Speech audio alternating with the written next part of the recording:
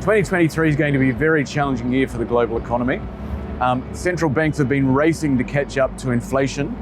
Inflation does look like it's peaking in headline terms, but I fear that core inflation will take a long time to come back down.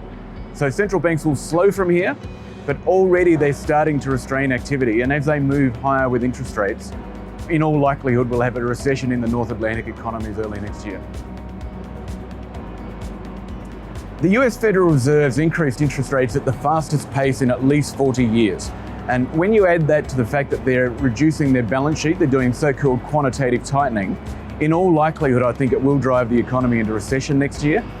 In the near term it is proving resilient, but unfortunately resilience now means more monetary tightening, which means a recession later. China again is facing a very challenging period. They still have not worked out how to move away from zero COVID, and as we stand here today, they're having another surge in COVID cases. They've also got a property issue, so they are stimulating, but so far credit is still very weak. So I think China will drive volatility next year, but the stimulus won't be big enough to save the rest of the world. Europe's having a really difficult time.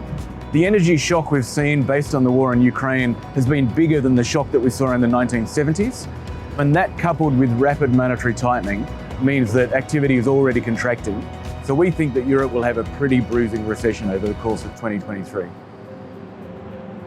Australia's done better than the rest of the world, but unfortunately it's increasingly beginning to look like what's happened in the United States in terms of strong wage growth and strong inflation is coming to Australia with a lag.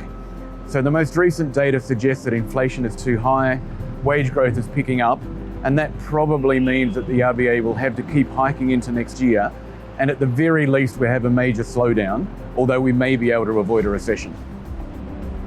Commodity prices have bounced a bit in the last couple of months as global risk appetite has improved, but if global growth slips next year and if we have the recession, in all likelihood commodities will fall further next year.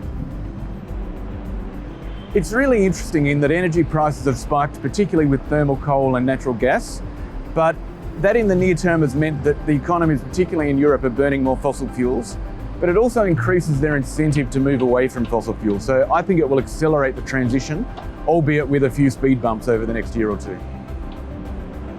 Equities have come down a lot over the course of 2022, and my guess is that as we move into 2023 and the US economy slips into recession, we'll have further falls.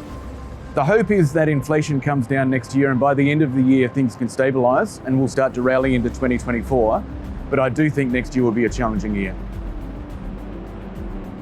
Over the next year, the US dollar is likely to continue to trade with global risk appetite. Given that we think there'll be a US recession and equity prices will come down, in all likelihood we'll see the US dollar surge again as we move into the new year.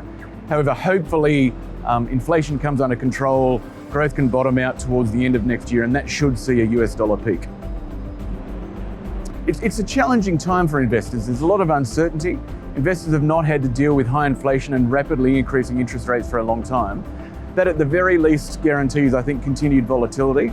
It probably means risk appetite falls for a time, but hopefully inflation comes back down and by the end of next year, we can be setting up again for another long expansion. I think it's going to be a challenging year. I do think that we've seen a monetary policy mistake and central banks are playing catch up, but at least they've recognised that, they're on it now.